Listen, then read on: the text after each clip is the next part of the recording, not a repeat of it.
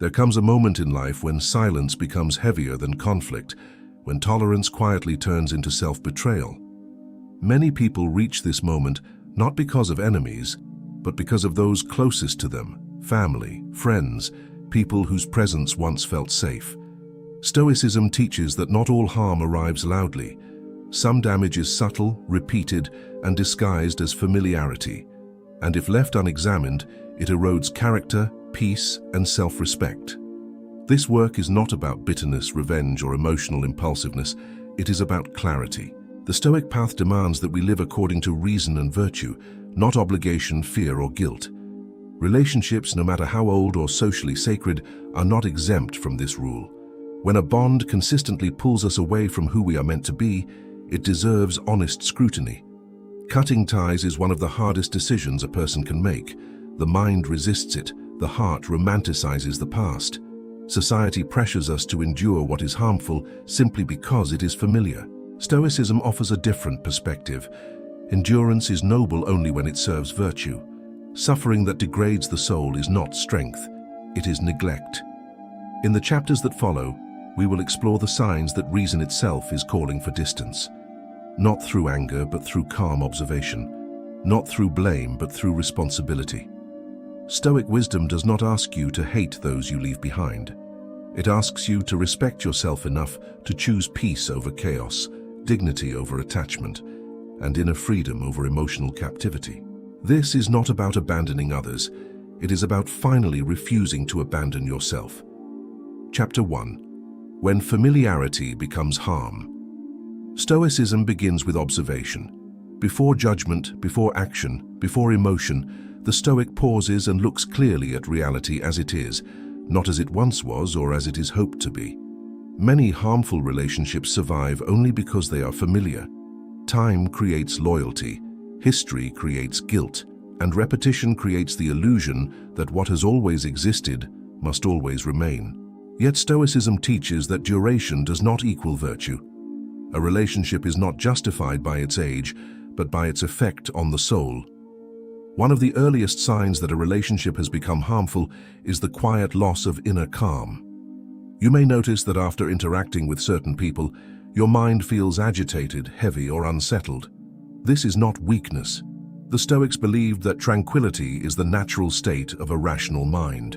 When peace repeatedly disappears in the presence of someone, it is worth asking why.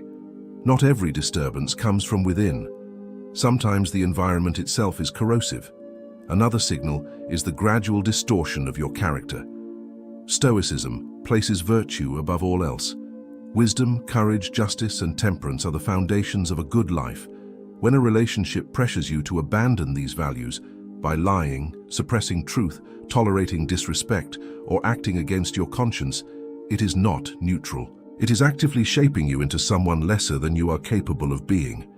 Marcus Aurelius warned that we become like those we keep close, whether we intend to or not. Harmful familiarity often disguises itself as obligation. Family ties, old friendships, and long-standing social bonds carry unspoken rules. You are expected to tolerate behavior you would never accept from a stranger. Stoicism rejects this double standard. Justice does not bend for bloodlines or shared memories. If an action is wrong, it remains wrong regardless of who commits it. To excuse repeated harm because of emotional closeness is not compassion. It is a failure of reason. There is also the subtle erosion of self-respect. This happens slowly. You begin to excuse insults, minimize manipulation, and rationalize neglect. Over time, you internalize the belief that your boundaries are unreasonable, your feelings excessive, your needs inconvenient. Stoic philosophy reminds us that self-respect is not arrogance. It is the recognition that your rational nature deserves dignity. When a relationship consistently undermines this dignity, it violates Stoic principles at their core. Some relationships drain energy without obvious conflict. Conversations feel empty. Support flows in only one direction. Your presence is taken for granted, while your absence would go unnoticed. The Stoics valued reciprocity grounded in virtue, not transaction. A relationship where one gives endlessly while the other consumes is not sustainable. Seneca wrote that we should choose companions who make us better. If someone consistently leaves you diminished, their role in your life deserves re-evaluation. Fear often keeps harmful relationships intact. Fear of being alone, fear of social judgment, fear of breaking tradition. Stoicism confronts fear by separating what is within our control from what is not. Other people's opinions are not yours to command. Loneliness is not fatal. Tradition is not a moral authority. When fear dictates your relationships, you surrender agency. The Stoic seeks freedom through rational choice, not emotional captivity. It is important to understand that recognizing harm does not require hatred. Stoicism does not ask you to demonize others. People act according to their own level of understanding, conditioning, and unresolved pain. You can acknowledge this while still choosing distance. Compassion and separation are not opposites. You may wish someone well and still decide they no longer belong in your inner circle. Another sign of harmful familiarity is stagnation. Stoicism emphasizes growth through reflection and self-improvement. When a relationship anchors you to an outdated version of yourself, discourages change, or mocks personal development, it becomes an obstacle. Growth often disrupts old dynamics. Those who benefited from your silence or compliance may resist your evolution. Their discomfort is not a reason to remain small. The Stoics warned against confusing endurance with virtue. Endurance is admirable when it serves a higher purpose. Enduring disrespect, manipulation, or emotional harm serves none. It dulls the mind and hardens the heart. True strength lies in knowing when persistence becomes self-betrayal. Walking away is not always weakness. Sometimes it is the most disciplined act available. Chapter 1 establishes a foundation. Familiarity is not proof of goodness. The Stoic does not cling to what harms simply because it is known. By observing patterns, honoring virtue, and respecting inner peace, one begins to see clearly. Clarity is the first step toward freedom, and freedom begins the moment you stop confusing history with obligation. This clarity requires honesty, and honesty is uncomfortable. It forces you to admit that hope has been replacing evidence, that potential has been mistaken for reality. Stoicism urges you to judge by actions repeated over time, not promises, apologies, or moments of temporary warmth. Patterns reveal truth. If harm is consistent and accountability absent, reason has already delivered its verdict. The Stoic also examines his own role without self-blame. You are responsible for your choices, not for another person's character. Staying too long may have been an error of judgment, not a moral failure. Wisdom is not proven by never erring, but by correcting course once understanding deepens. Refusing to adjust in light of new insight would be the greater mistake. Finally, Stoicism reframes loss. Letting go of a harmful relationship is not losing love, family, or friendship. It is losing illusion. What remains is space. Space for peace, healthier bonds, and alignment with your values. The Stoics believed that nature favors balance. Remove what poisons the system and strength returns. This chapter is not an instruction to cut ties immediately, but an invitation to see clearly. Seeing clearly changes everything. Clarity is quiet, firm, unemotional, and once it arrives, it cannot be unseen or bargained with, because reason, when respected, continues to speak until action finally follows, marking the true Stoic beginning without noise, drama, or regret. Chapter 2. The Stoic View of Control and Boundaries. Stoicism teaches a single, uncompromising principle. Distinguish clearly between what is within your control and what is not. Peace arises from this distinction. Suffering grows when it is ignored. Many harmful relationships survive because this line is constantly crossed. One person attempts to control thoughts, emotions, decisions, or identity that never belonged to them. Over time, this quiet violation becomes normalized, especially when wrapped in concern, tradition, or affection. Control in relationships rarely announces itself openly. It arrives disguised as advice, criticism framed as care, or expectations labeled as responsibility. The Stoic mind does not judge intentions first. It observes effects. If interactions leave you doubting your judgment, suppressing your truth, or altering your behavior to avoid disapproval, control is present. Where control exists, freedom weakens. Where freedom weakens, virtue struggles to survive. Epictetus taught that no one can harm you unless you surrender your inner authority. Yet surrender often happens gradually. You begin seeking permission instead of exercising judgment. You anticipate reactions instead of acting according to reason. You edit yourself for acceptance. This is not harmony. It is self-censorship. Stoicism regards this as a misuse of the rational faculty, the very core of human dignity. Boundaries are not walls of hostility, they are lines of clarity. They define where your responsibility ends and another's begins. A Stoic does not attempt to manage the emotions of others, nor does he allow others to manage his. When someone repeatedly reacts with guilt, anger, withdrawal, or manipulation when you assert a boundary, the issue is not the boundary, the issue is their dependence on access to you. Family relationships are particularly vulnerable to boundary erosion. Cultural expectations often demand obedience instead of respect, yet Stoicism does not recognize hierarchy of worth based on age or role. All rational beings deserve mutual respect. When authority is used to silence, shame, or dominate rather than guide, it ceases to be virtuous. Enduring such behavior for the sake of peace creates the opposite, internal conflict. A common sign of unhealthy control is conditional acceptance. Affection, approval, or support is offered only when you comply. Disagreement becomes betrayal. Independence becomes disrespect. Stoicism rejects this emotional economy. Virtue is not transactional. Love that must be earned through submission is not love but leverage. The Stoic seeks relationships grounded in goodwill, not fear of withdrawal. Another warning sign is chronic intrusion. Your time, privacy, and choices are treated as public property. Explanations are demanded, justifications expected, autonomy questioned. The Stoic understands that explanation is optional, not owed. You may choose transparency, but you are not required to defend reasonable choices. When justification becomes mandatory, freedom has already been compromised. Stoicism emphasizes self-governance. You are the steward of your character. When someone consistently overrides your decisions, dismisses your reasoning, or positions themselves as the final authority in your life, they undermine this stewardship. Even if they claim superior knowledge or experience, virtue does not require surrendering judgment. Wisdom listens, evaluates, and decides. It does not obey blindly. Boundaries also protect compassion. Without them, resentment grows. The Stoics warned against allowing bitterness to take root as it clouds reason.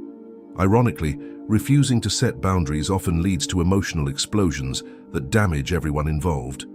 Clear limits, stated calmly and upheld consistently, prevent greater harm later. They preserve respect where unchecked tolerance destroys it. It is important to note that resistance will arise when boundaries are introduced.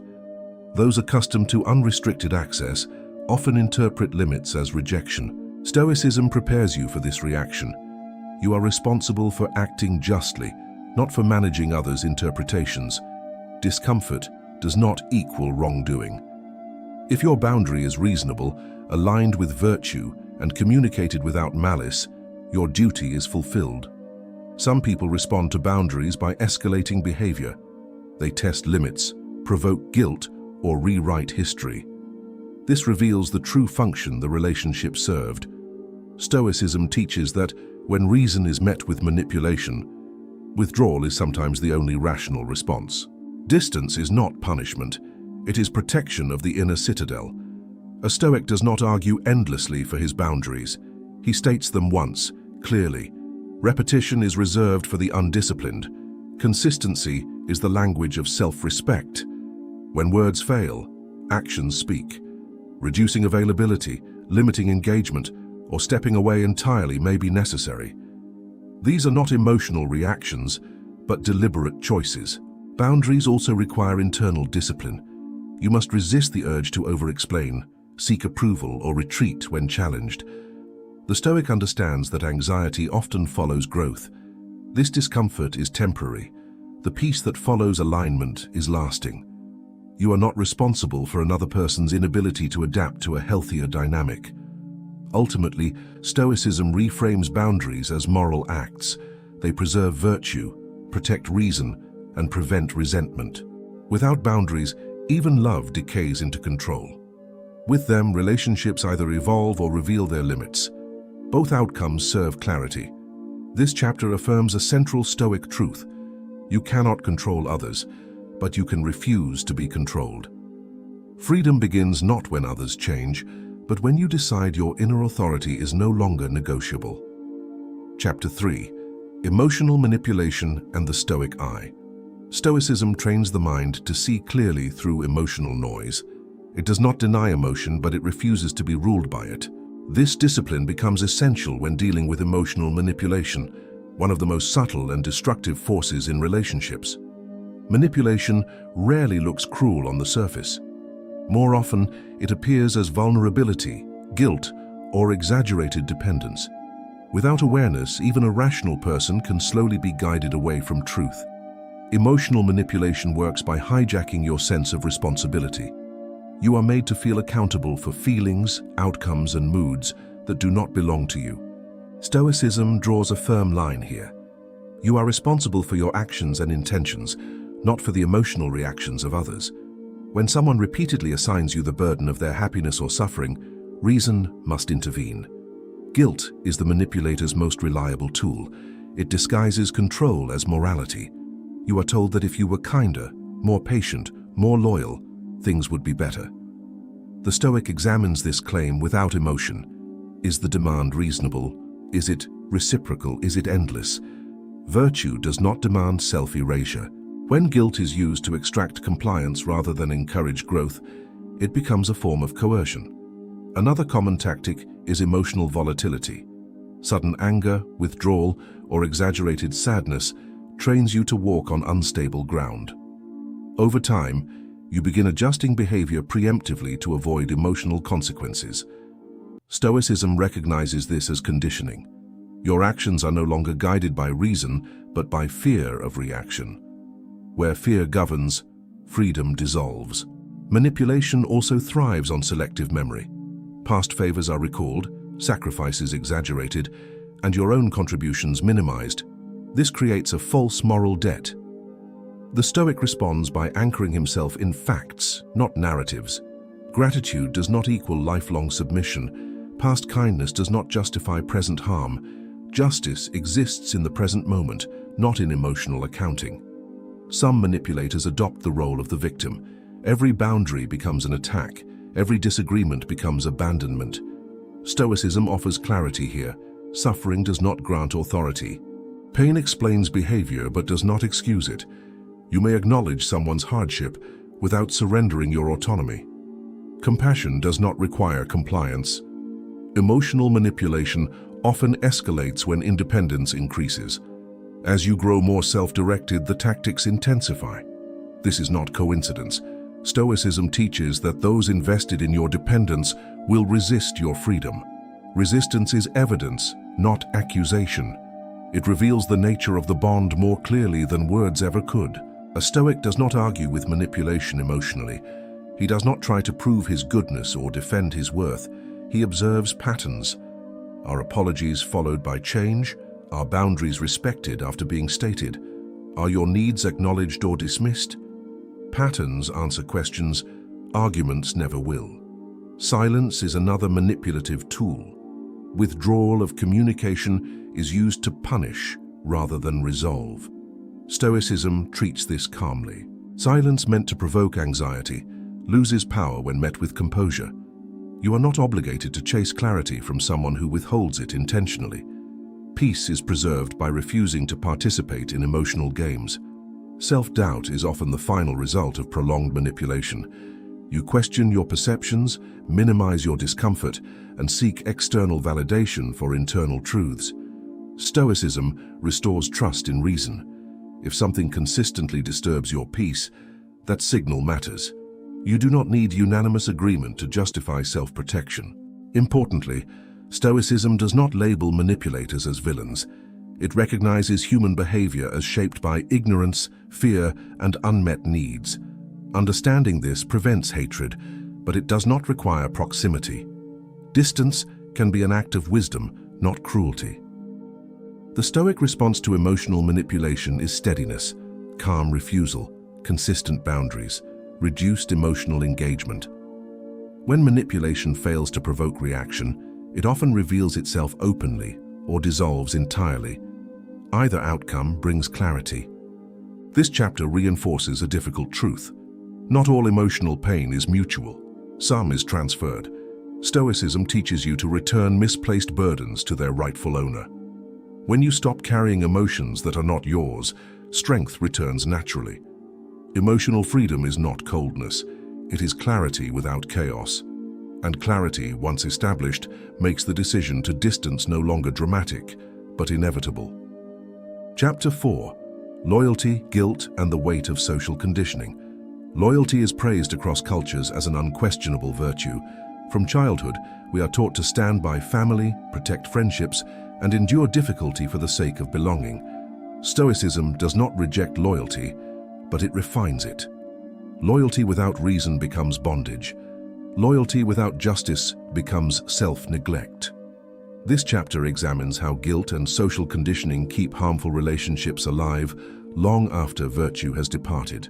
Guilt is powerful because it feels moral. It convinces you that leaving, distancing, or even questioning a relationship is a personal failure. Stoicism dismantles this illusion by redefining duty. Your primary duty is not to preserve roles, traditions, or expectations. Your duty is to live according to reason and virtue. When guilt demands that you violate this duty, it loses moral authority. Many people confuse loyalty with endurance. They believe staying through harm proves character. Stoicism disagrees. Endurance is only virtuous when it serves a rational purpose. Enduring injustice, manipulation, or emotional harm for the sake of appearances does not strengthen character. It erodes it. The Stoic does not ask, "How much can I tolerate?" but "What is right to tolerate?" Social conditioning deepens this confusion. Families, communities, and cultures reward compliance and punish deviation.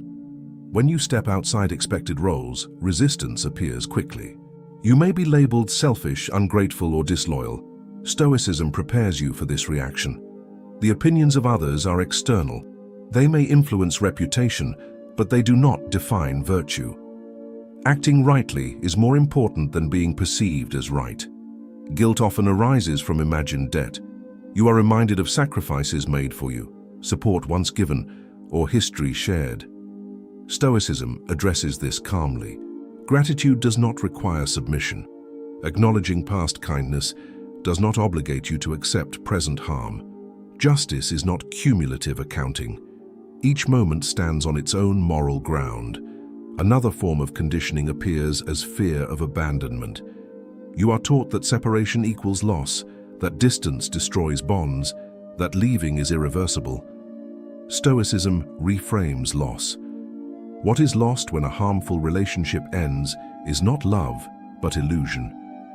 What remains is your capacity to choose healthier connections aligned with your values. Loyalty also becomes distorted when identity is involved. You may feel that leaving a relationship means rejecting who you are or where you come from. Stoicism rejects this false equation. You are not your family's expectations, your friends' projections, or your past roles. You are a rational being capable of choosing your path. Growth often requires shedding identities that no longer serve virtue. Guilt thrives in silence. It grows when you never examine its source. The Stoic interrogates guilt rationally. Is this guilt pointing to a genuine moral failure, or is it conditioned discomfort triggered by change? Genuine guilt motivates correction. False guilt demands self-punishment without clarity. Learning to distinguish the two is essential. There is also guilt associated with causing pain.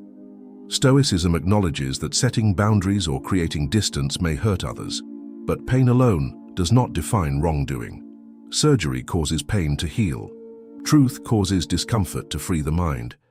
If your action is just, measured, and free of malice, the pain it causes does not make it wrong. A Stoic understands that not everyone will grow with you. Some relationships exist only within a certain version of you, When you change, the relationship resists or collapses. This is not betrayal. It is reality. Nature itself operates through cycles of formation and dissolution. Stoicism aligns with nature, not nostalgia. The pressure to remain loyal often intensifies when you become stronger. Independence threatens systems built on dependence. When guilt increases alongside your clarity, it is often a sign that change is necessary. Stoicism teaches that discomfort during growth is natural. Retreating to avoid guilt only prolongs suffering. Choosing yourself does not mean rejecting others with bitterness. It means refusing to sacrifice your inner peace to maintain external harmony. Harmony built on self-neglect is unstable. Stoicism values internal order first. When the mind is ordered, actions follow with calm confidence. This chapter confronts a difficult realization. Some loyalties are inherited, not chosen. Stoicism insists on choice. You may honor your past without being trapped by it. You may respect others without surrendering yourself. Letting go of guilt is not coldness, it is maturity. Freedom from false loyalty allows genuine loyalty to emerge. Loyalty to truth, loyalty to virtue, loyalty to the person you are becoming. When these are honored, external ties find their proper place or quietly fall away. Chapter 5. Choosing distance without hatred. One of the greatest misconceptions about cutting ties is the belief that it must be fueled by anger. Stoicism rejects this assumption. Anger clouds judgment, hardens the heart, and binds you emotionally to what you seek to leave. The Stoic path offers something far more powerful: distance without hatred. This form of separation is calm, deliberate, and rooted in self-respect rather than resentment. Stoicism teaches that other people act according to their understanding of good and bad. When someone harms you repeatedly, it is often because they do not know how to act otherwise. This realization does not excuse behavior, but it dissolves the need for hostility. Hatred assumes moral superiority and emotional entanglement. The Stoic seeks neither. He seeks clarity and peace. Choosing distance begins internally. Before physical or social separation occurs, emotional withdrawal must take place. This means releasing the need to be understood, validated, or approved by those who consistently misunderstand you. Stoicism reminds us that seeking external validation is a fragile foundation. True stability comes from alignment with reason and virtue, not from consensus. Many people delay distance because they want closure. They hope for acknowledgement, apology, or transformation. Stoicism warns against attaching peace to outcomes beyond your control. Closure is an internal decision, not a gift granted by others. Waiting for someone to change before you change your position is surrendering authority over your well-being. Distance without hatred requires restraint. You do not need to announce your departure dramatically or explain yourself repeatedly. Excessive explanation often reveals lingering attachment. The Stoic speaks once, clearly, and then acts. Silence, when chosen consciously, is not avoidance. It is discipline. A key Stoic principle is proportional response. Not every harmful relationship requires complete severance. Sometimes reduced contact, emotional detachment, or firmer boundaries are sufficient. Distance exists on a spectrum. Wisdom lies in choosing the level that preserves virtue without unnecessary damage. Extremes driven by emotion often create new suffering. Letting go of hatred also means releasing the desire to punish. Punishment implies control over another's moral lesson. Stoicism does not assume this role. People learn or fail to learn on their own timeline. Your responsibility is not to correct them, but to govern yourself. Walking away peacefully often speaks louder than confrontation ever could. There is grief in choosing distance, even when it is necessary. Stoicism does not deny this grief. It allows it to exist without becoming a guide. Emotions are information, not commands. You may feel sadness without returning to harm. You may miss someone without reopening the door. Strength is not the absence of feeling, but the refusal to be ruled by it. Distance also reveals truth. When you step back, patterns become clearer. You see how often you were giving, how little was returned, and how much energy was consumed maintaining imbalance. This clarity is not meant to breed bitterness, but understanding. Understanding dissolves confusion, and confusion is often what binds people to unhealthy bonds. A Stoic does not rewrite history to justify distance. He does not turn others into villains to feel justified. He simply accepts that the relationship no longer aligns with virtue. This quiet acceptance is a sign of maturity. It allows you to remember good moments without being enslaved by them. Choosing distance without hatred preserves your character. Hatred changes the one who carries it. It occupies mental space, fuels rumination, and prolongs attachment. By refusing hatred, you remain free. The relationship ends without continuing inside your thoughts. Stoicism also teaches forgiveness, but not reconciliation at any cost. Forgiveness is releasing the emotional burden, not restoring access. You may forgive someone and still choose distance. Forgiveness clears the mind. Distance protects it. When you choose distance calmly, others may misunderstand your intentions. They may accuse you of coldness or arrogance. Stoicism prepares you for this. Your actions are guided by reason, not reaction. Being misunderstood is an acceptable cost of self-respect.